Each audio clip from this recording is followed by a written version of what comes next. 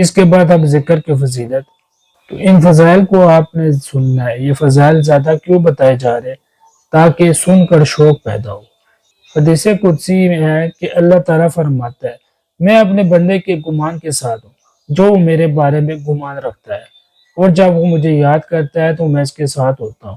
اگر وہ مجھے دل میں یاد کرتا ہے تو میں اس کو تنہا یاد کرتا ہوں، اور اگر وہ مجھے جماعت میں یاد کرتا ہے تو میں اس کے بہتر جماعت میں اس کو یاد کرتا ہوں۔ نمبر 2، فرمایا رسول اللہ صلی اللہ علیہ وسلم نے، کیا میں تمہیں سب سے بہتر عمل نہ بتاؤں جو تمہارے بادشاہ کے نزدیک سب سے زیادہ پاکیزہ ہے اور تمہارے درجات کو سب سے زیادہ بلند کرنے والا ہے، اور جو تمہارے لیے دنیا میں سونے اور چاندی کے خرچ کرنے سے بہتر ہے، اور نیز تمہارے لیے اس بات سے بہتر ہے کہ میدان جنگ میں دشمن سے تمہارا مقابلہ ہو، تم ان کی گردنیں مارو اور وہ تمہاری گردنیں مارے۔ صحابہ رضوان اللہ علیہ اجمعین نے عرض کیا، جی ہاں، ارشاد فرمائیے۔ رسول اللہ صلی اللہ علیہ وسلم نے فرمایا، ایسا عمل اللہ کا ذکر ہے۔ نمبر 3، فرمایا رسول اللہ صلی اللہ علیہ وسلم نے کہ کوئی مالی صدقہ اللہ کے ذکر سے بہتر نہیں۔ نمبر 4، اور فرمایا کہ اللہ تعالیٰ کے کچھ فرشتے ہیں جو راستوں میں گشت لگاتے ہوئے اہل ذکر کو ڈھونڈتے پھرتے ہیں، پھر جب وہ کسی جماعت کو اللہ کا ذکر کرتے ہوئے پاتے ہیں تو آپس میں ایک دوسرے کو آواز دیتے ہیں کہ اپنے مقصد کی طرف آ جاؤ۔ رسول اللہ صلی اللہ علیہ وسلم نے فرمایا کہ فرشتے وہاں جمع ہو جاتے ہیں اور ان کو اپنے پروں سے آسمان دنیا تک گھیر لیتے ہیں۔ نمبر 5، فرمایا رسول اللہ صلی اللہ علیہ وسلم نے، جو شخص اپنے رب کو یاد کرتا ہے اور جو اپنے رب کو یاد نہیں کرتا، اس کی مثال مردہ و زندہ کی سی ہے۔ نمبر 6، اور جب کوئی جماعت اللہ کا ذکر کرتی ہے تو فرشتے ان کو گھیر لیتے ہیں اور رحمت ان کو ڈھانپ لیتی ہے اور سکینت ان پر نازل ہوتی ہے، اور اللہ تعالیٰ ان لوگوں میں یاد فرماتا ہے جو اس کے درباری ہے۔ نمبر 7، ایک صحابی رضی اللہ عنہ نے عرض کیا، یا رسول اللہ صلی اللہ علیہ وسلم، اسلام کے شرائع مجھ پر بہت ہو گئے ہیں، سب پر عمل کرنا دشوار ہے، آپ مجھے ایسی چیز بتا دیجئے جس کو میں خوب اچھی طرح مضبوطی سے پکڑ لوں، یعنی اس میں لگا رہوں۔ آپ صلی اللہ علیہ وسلم نے فرمایا، تیری زبان ہمیشہ اللہ کے ذکر سے تر رہے۔ نمبر 8، حضرت معاذ بن جبل رضی اللہ عنہ فرماتے ہیں، آخری بار جس پر میں نے رسول اللہ صلی اللہ علیہ وسلم سے یمن جاتے وقت جدا ہوا وہ یہ تھی۔ میں نے عرض کیا، یا رسول اللہ، اللہ کو سب سے پیارا عمل کون سا ہے؟ آپ صلی اللہ علیہ وسلم نے فرمایا، وہ یہ ہے کہ دنیا سے اس حال میں رخصت ہو کہ تیری زبان اللہ کے ذکر سے تر ہو۔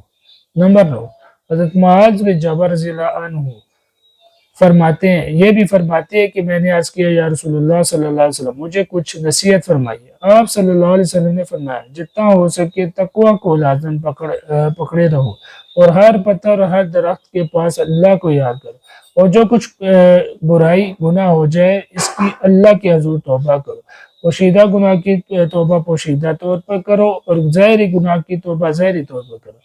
نمبر 10، فرمایا رسول اللہ صلی اللہ علیہ وسلم نے، کوئی کوئی ایسا عمل نہیں کرتا جو ذکر الہی سے بڑھ کر اللہ کے عذاب سے بچانے والا ہو۔ صحابہ نے عرض کیا، اور اللہ کے راستے میں جہاد کرنا بھی ایک ذکر اللہ کے برابر ہے؟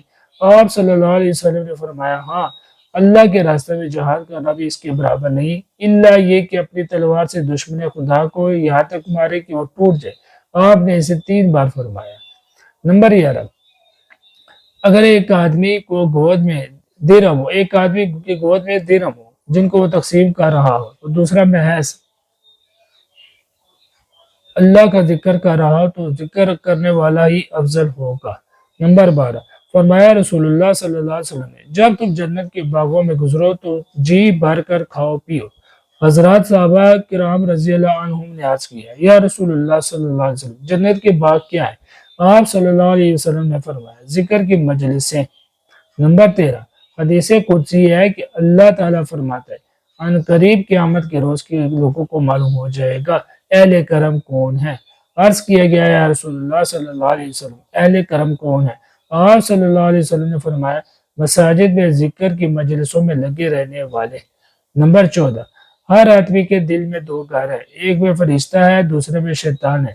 جب بندہ اللہ کا ذکر کرتا ہے تو شیطان پیچھے ہٹ جاتا ہے اور جب ذکر نہیں کرتا تو شیطان اپنی چونچ اس کے دل میں رکھ دیتا ہے اور وسوسہ ڈالتا ہے۔ نمبر 15، فرمایا رسول اللہ صلی اللہ علیہ وسلم نے، جس شخص نے جماعت کے ساتھ فجر کی نماز پڑھی، پھر بیٹھا ہوا اللہ کا ذکر کرتا رہا یہاں تک کہ آفتاب نکل آیا، پھر 2 رکعت نماز ادا کی، تو اس کو ایک حج اور عمرہ کا پورا ثواب ہوگا۔ کبیر میں یہ الفاظ نقل کیے گئے کہ ایک وہ حج اور ایک عمرہ کا ثواب لے کر لوٹے گا۔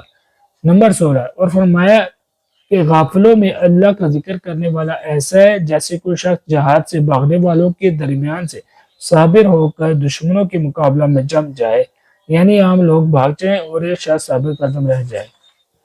نمبر 17، فرمایا رسول اللہ صلی اللہ علیہ وسلم نے، جب کچھ لوگ کسی مجلس میں بیٹھے اور وہاں سے اللہ کا ذکر کیے بغیر جدا ہو گئے تو گویا وہ گدھے کی لاش چھوڑ کر اٹھے، اور یہ مجلس قیامت کے دن ان کے لیے حسرت اور افسوس کا باعث ہوگی۔ نمبر 18، اور فرمایا کہ جب کوئی آدمی کسی جا چلنے کی جا چلا اور اس گزرنے کے بعد میں اللہ کا ذکر نہ کیا تو یہ غفلت قیامت کے دن اس کے لیے حسرت اور افسوس کا باعث سبب ہوگی، اور جو کوئی اپنے بستر پر آیا اور اللہ کا ذکر نہ کیا تو اس کے لیے ذکر سے غافل رہنا قیامت کے دن حسرت و افسوس کا باعث ہوگا۔ نمبر 19، فرمایا رسول اللہ صلی اللہ علیہ وسلم نے کہ ایک پہاڑ دوسرے پہاڑ کا نام لے کر آواز دیتا ہے اور دریافت کرتا ہے کہ اے فلاں، کیا تجھ پر ایسا شخص گزرا ہے جس نے اللہ کا ذکر کیا ہو؟ بس اگر جواب میں وہ ہاں کہتا ہے تو سوال کرنے والا پہاڑ خوش ہوتا ہے۔ نمبر 20، اور فرمایا کہ اللہ کے عمدہ ترین بندے وہ ہیں جو چاند، ستارے، سورج اور سایوں کا خیال رکھتے ہیں اللہ کا ذکر کے لیے۔ نمبر 21، جدی حضرات کسی چیز پر حسرت نہیں کریں گے مگر اس گھڑی پر جو دنیا میں ان پر بغیر ذکر خداوندی کے گزر گئی ہو۔ نمبر 22، فرمایا رسول اللہ صلی اللہ علیہ وسلم نے کہ اللہ کا ذکر اس کثرت سے کرو کہ لوگ تم کو دیوانہ کہنے لگے۔ نمبر 23، رسول اللہ صلی اللہ علیہ وسلم صحابہ رضی اللہ عنہ اجمعین کو حکم فرمایا کرتے تھے کہ اللہ اکبر، سبحان المالک القدوس اور لا الہ الا اللہ کی نگرانی کی جائے، یعنی ان کے پڑھنے کا خاص خیال رکھا جائے اور انہیں انگلیوں پر مار کیا جائے، کیونکہ قیامت کے دن ان انگلیوں سے پوچھا جائے گا